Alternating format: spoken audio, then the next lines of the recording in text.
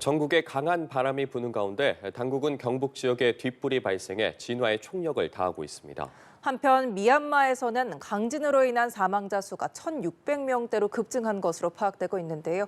관련 내용 한국재난관리학회 부회장인 호남대 문현철 교수와 함께 나눠보겠습니다. 어서 오십시오. 안녕하십니까? 네, 안녕하세요. 예, 앞서 말씀드린 것처럼 오늘 새벽 3시 반쯤이었습니다. 지금 경북 청송에서 뒷불이 또 재발화하면서 주민들이 긴급 대피하기도 했는데 숨어있던 불씨가 다시 재발화했다고 봐야 되는 겁니까? 상황이 어떤 겁니까? 그렇습니다. 산불이 진화되어 가는 과정에는 마치 지금 미얀마의 그 강진이 발생한 것처럼 예, 지진은 본진이 있고 나면 여진을 통해서 소진되어 가는데요. 산불은 그 주불 진화라고 하는 큰 불길을 항공 진화를 통해서 잡고 나면 이제 지상 진화로 들어가는데 이걸 잔불 정리라고 얘기를 했지 않습니까? 근데 이 과정에서 꼭 재발화가 발생을 합니다. 근데 이 과정들은 산불이 완전히 완전 진화로 가는 그 과정 중에 일반적으로 있는 일들인데요. 재발화의 원인은 낙엽층이 두껍게 쌓여 있는 숲 환경하고 강풍이라고 하는 두 가지 요소가 원인이 됩니다. 예. 무슨 얘기냐면요. 낙엽 불을 다 위에서 항공 진화를 통해서 껐지만 낙엽층 속에는 불씨가 남아 있어요. 다 껐다고 생각했는데 그런데 강풍이 불게 되면 이 불씨가 다시 되살아나서 불이 재발화된다. 근데 가장 위험한 곳은 지금 지리산 쪽입니다. 거기는 낙엽이 심지어는 그 바위틈이나 사람이 올라갈 수 없는 급경사지는 1m까지 쌓여 있는 층들이 있는데 예. 이런 것들이 굉장히 문제이고요. 이렇게 이제 재발화를 또 잘 진화하다 보면 이제 완전 진화 쪽으로 갈 것이다. 이렇게 생각이 되는데 문제는 이 건조한 강풍이 지금 계속 불기 시작했고 건조 강풍이 심지어는 건조주의보까지 내려져 있는 상태다 보니 이게 자칫하면 재발화가 또 다른 제2의 산불로 비화될 가능성이 있다. 이런 위험성이 있겠습니다. 예, 이런 위험성이 있고 또 경남 산청 산불이 열흘째로 접어들었지만 마지막으로 남은 1% 진화가 어렵다고 합니다. 현재 남은 화선은 0.4km 정도로 파악되고 있는데요. 말씀 주신 것처럼 지리산 권역이 조금 더 진화가 어렵다 말씀을 주셨는데 어떤 구체적인 지형적 이유가 있을까요? 네, 크게 이제 한 두 가지 원인인데요. 첫째는 이제 공통적인 것은 낙엽과 잡목들로 우거져 있는 연료 물질로 가득 쌓여 있는 우리 숲의 구조 역시 지리산 계곡도 마찬가지다. 근데 두 번째는 지리산 권역들이 대부분 지리산에서 뻗어나온 산과 계곡으로 이루어져 있는데요. 예. 이 산과 계곡들이 굉장히 험준합니다. 계곡의 깊이가 깊다, 산이 높다, 급경사이다. 예. 사람이 접근할 수 없다. 이런 것이 이제 가장 큰 장애 요인인데 여기에 이런 계곡이 깊은 곳에 강풍이 강타하면 바람이 걷잡을 수 없는 불규칙한 와류, 난기류 같은 것들이 변화무쌍한 바람의 방향이 생깁니다. 이러다 보니 헬기가 계곡 속으로 들어가서 진화를 하려고 해도 매우 진화가 위험해진다. 이런 것이고요. 낙엽층이 가장 깊게 쌓여 있다 보니 헬기로 물을 뿌려도 계속 재발화가 일어난다. 이런 것들이 이제 어려움이겠다. 이렇게 말씀드릴 수가 있겠습니다. 지금 바람에 대해서 말씀을 해주셨잖아요. 오늘도 굉장히 바람이 강하게 불 텐데 바람이 계속해서 강하게 부는 것도 문제지만 이 순간풍속이라고 하잖아요. 이 순간풍속도 산불 진화에 굉장히 큰 영향을 미치지 않겠습니까? 좀 관련해서 설명을 부탁드리겠습니다. 순간풍속이 그러니까 우리가 의성에서 영덕까지 순식간에 뭐 한 8, 9km, 10km의 속력으로 진짜 어른이 그냥 전속력으로 달려야 될 정도의 속도로 산불이 확산됐지 않습니까? 예. 이거 못지않게 이 순간 바람이 이 의성 쪽에서는 초속 27m/s 이거 태풍급이거든요. 예. 그런데 지금 이 지리산 계곡 쪽에서 이러한 바람들이 지금 벌써 불기 시작을 했고 이런 것들은 진화 대원들에게도 굉장히 위험하고 순간 풍속이 강하면 순간 그냥 커다란 불기둥이 확 생겨요. 그럼 이때 이 와류 현상으로 인해서 불똥과 불덩이들이 하늘로 올라갑니다. 하늘로 올라가서 이게 여기저기로 그냥 무작위하게 떨어지는데 불똥이 갑자기 떨어져서 여기서 또 재발화가 일어납니다. 그래서 순간 풍속이 강하다. 이것은 큰 불기둥을 갑자기 만들어낸다. 이것은 불덩이를 여러 곳에 비산시킨다, 비화시킨다. 이래서 상당히 산불을 진압하는 데는 큰 장애 요소다. 이렇게 설명할 수가 있겠습니다. 예, 이번 산불이 역대 최악의 피해다 이런 말이 나오고 있는데 현재까지 인명피해가 75명으로 늘어났고요. 사망자는 30명, 중상자도 9명이나 나왔습니다. 그렇습니다. 이토록 많은 피해가 나온 이유가 있을까요? 네, 첫째는 이 산불의 규모가 대단히 큰 원인이다라고 예. 하는 것이고요. 두 번째는 이제 우리가 이 국가 재난관리 시스템 중에서도 시군구, 광역자치단체, 도, 그 밑에 시군구가 담당하는 지역 재난관리 시스템을 정밀하게 점검해봐야 될 때다. 무슨 얘기냐면요. 어떤 재난이든지 간에 발생하면 대피 시스템이 있습니다.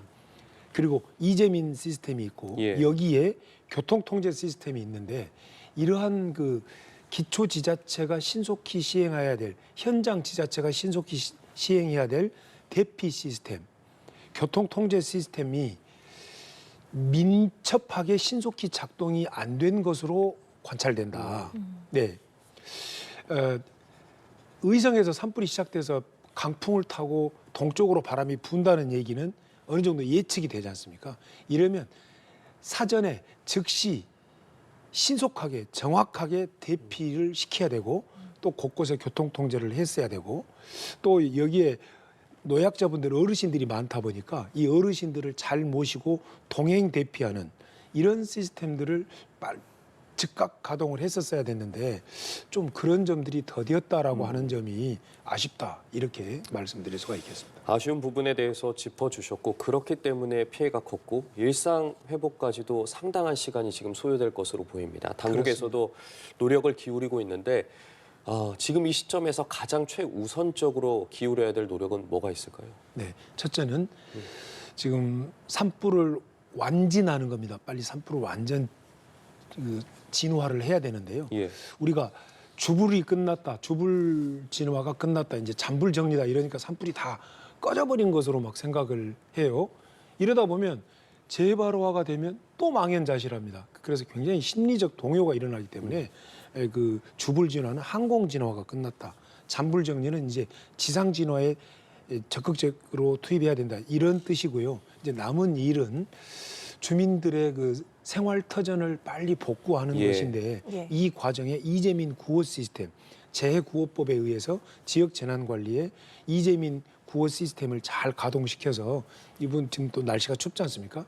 우리 이재민들을 잘 구호해서 빨리 이렇게 생계에 복귀하도록 하고 또 이분들을 케어하고 함께하는 우리 함께 공동체 따뜻한 휴머니티를 가동할 수 있는 전국적인 자원봉사의 물결을 일으켜서 우리가 2007년에 있었던 태안 유류오염 사고 때 굉장히 추웠지 않습니까? 예. 추운데 이렇게 손을 호호 불면서 기름때를 닦아냈어요. 150만 명의 자원봉사자들이 이제는 올 봄에는 이 산불 피해 지역에 가서 잔불 정리도 하고 여러 자원봉사를 좀 하면 좋겠다. 이런 것들을 좀 제안드리고 싶습니다. 예. 또 앞서서 대피 시스템이 민첩하게 작동하지 않았다, 그래서 아쉬웠다라고도 말씀을 해주셨는데 지난 30년간 경북 지역의 산불 통계를 보면요. 3월 일요일 오후 2시가 가장 취약한 시간대인 것으로 나타났습니다. 이런 통계가 있는 점들을 비추어 봤을 때 앞으로 어떤 체계가 더 구축이 돼야 한다고 보시나요? 아주 좋으신 지적입니다. 섬세하신 지적이고요.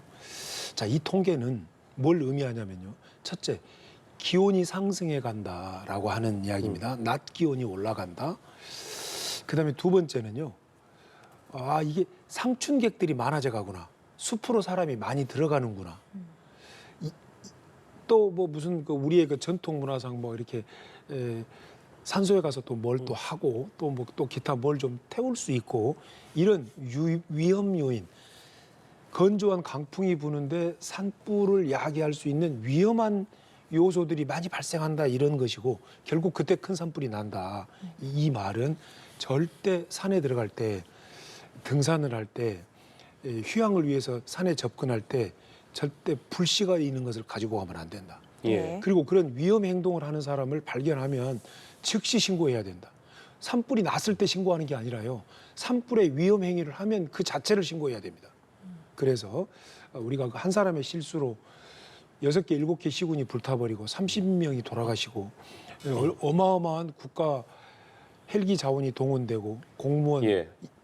이런 인원들이 동원되는 문제들은 얼마나 국력의 낭비고 큰 손실입니까? 그래서 절대 위험한 산불을 이야기할 수 있는 위험한 행위를 하면 안 된다라고 하는 관찰 메시지다. 저는 이렇게 설명하고 싶습니다. 예, 지금도 결코 안심할 단계가 아니기 때문에 힘과 그렇습니다. 지혜를 모아야 할 시기인 것 같습니다. 앞서 언급해 주신 미얀마 강진 상황도 좀 살펴보도록 하겠습니다. 사망자와 부상자 수가 계속해서 늘고 있고 여진도 계속되고 있다고 하더라고요. 지금 그렇습니다. 최적으로 어떤 상황인 겁니까? 네, 지진은 본진이 발생하고 나면 여진이 꼭 발생을 합니다. 그리고 지진은 우리가 이제 이 미얀마 지진을 통해서 우리가 또 학습에 좋은 시간인데요. 지진이 났을 때 어떤 현상이 벌어지냐? 지진이 탁 나면 계속 흔들리고 있는 게 아니라 한 30초에서 1분 정도 흔들리다가 딱 멈춰요. 예. 예.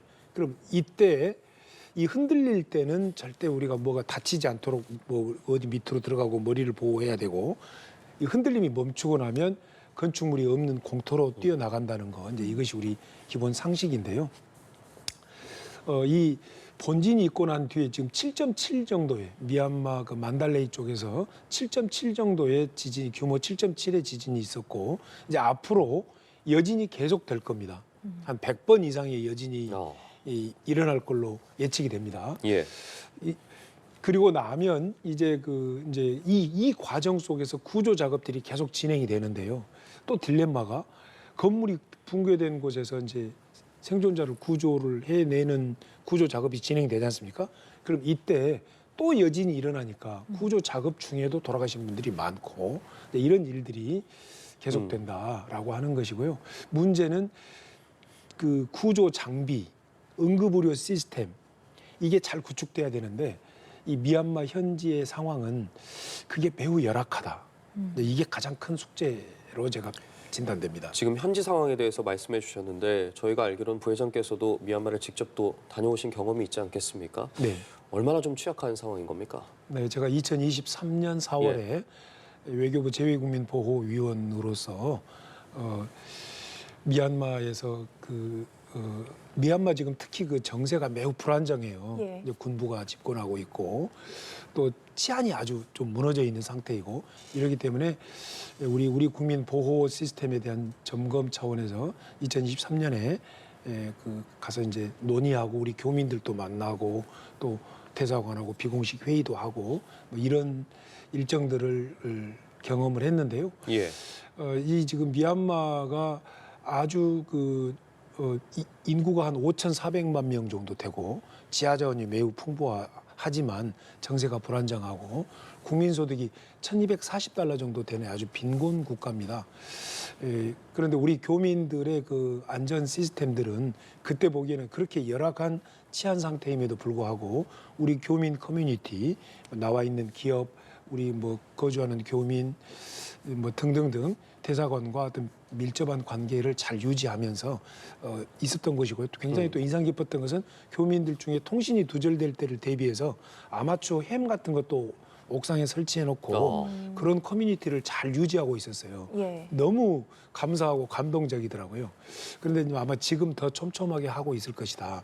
그런데 말씀드린 것처럼 정세가 저렇게 세계가 인정하는 정부가 들어서 있지 않은 상태이다 보니까 세계 각국에서 파견된 외교 공관들은 대부분 대리대사 체제이고 또 나와 있는 외교 공관들끼리의 그런 커뮤니티를 잘 유지해서 특히 우방국끼리 서로 정보를 교환하면서 이렇게 그 자국의 국민보호 시스템을 가동하고 있는데 우리는 수단 교민 철수 작전이나 레바논 교민 철수 작전 같은 것들을 잘 진행하면서 또 우리 외교 당국이 이 주변 국가, 우리 우방국에 도와준 사례들이 많이 있습니다. 예. 이제 그런 것들이 서로 어떤 품앗이 도움, 품앗이 외교로 아마 지금 위기를 잘 이겨낼 것이라고 전망이 됩니다. 예, 국제사회의 원조가 또 적극적으로 필요한 상황이지 않을까 싶은데요. 네. 현재 인명피해가 많은데 미국 지질조사국에서는 사망자가 10,000명 이상이 될 것이다 이렇게 예측을 하기도 했습니다. 또 교수께서 다녀오신 전문가이신 만큼 이 미얀마의 건물이나 지질적 형태가 조금 지진에 취약하다고 보면 될까요? 아주 중요하신 지적인데요. 지진에 우리가 2022년 그 2월에 있었던 튀르키예 지진 때도 우리가 많이 관찰됐고 2017년 네팔 지진 때도 관찰이 됐는데요.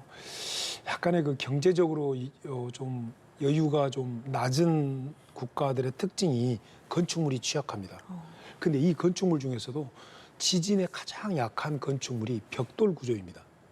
그런데 지금 우리 화면에 보면 막저기 예. 뭐 벽돌이 떨어져 있고 그러죠. 예. 대부분이 이 지진 때 사망하신 분들은 건축물 붕괴로 사망하시는데 대부분이 저렇게 벽돌 구조의 건축물들입니다. 뭐 철근이 보이지만 실제로는 다 벽돌 구조들이고요. 바닥 판정도가 철근 콘크리트인 경우가 많다.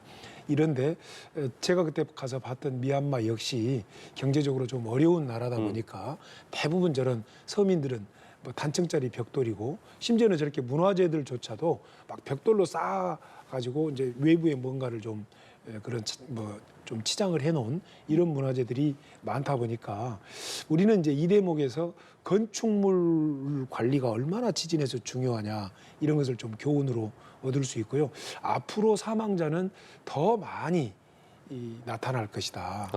예, 지진의 피해는요. 처음에 사망자보다 시간이 흐를수록 기하급수적으로 올라가는 경향이 있습니다. 네. 그러지 않길 바라지만 어쨌든 인명피해가 더 늘어날 수 있는 상황이라고 짚어주셨는데 네. 구조작업 어떻게 이루어져야 되는 겁니까? 지금 장비가 없어서 맨손으로 막 파내고 있다는 소식도 들리고 있고요. 그렇습니다. 이제 지진이 발생을 하면 이제 바로 구조 작업이 들어가는데요. 이 구조 작업에는 이 붕괴된 건물을 드러내고 거기에 생존해 있을 수 있는 사람을 찾아내는 일입니다. 네. 그래서 이 붕괴된 건물에 뭔가를 장비를 넣어서 이걸 좀 공간을 확보하는 그 정교한 장비가 필요한데 역시 좀 경제적으로 어려운 나라들은 그런 시스템이 안 돼 있어서 해외 원조가 긴급히 필요합니다. 자, 여기에는 우리나라가 도와준다면 해외 긴급 구호에 관한 법률에 의해서 인도주의적으로 KDRT가 나가게 됩니다. 코리아 디제스터 릴리프 팀이라고 해서 예. 국제 긴급 구호대가 출동을 해서 저렇게 이렇게 붕괴된 곳에서 사람을 구조하게 되고요.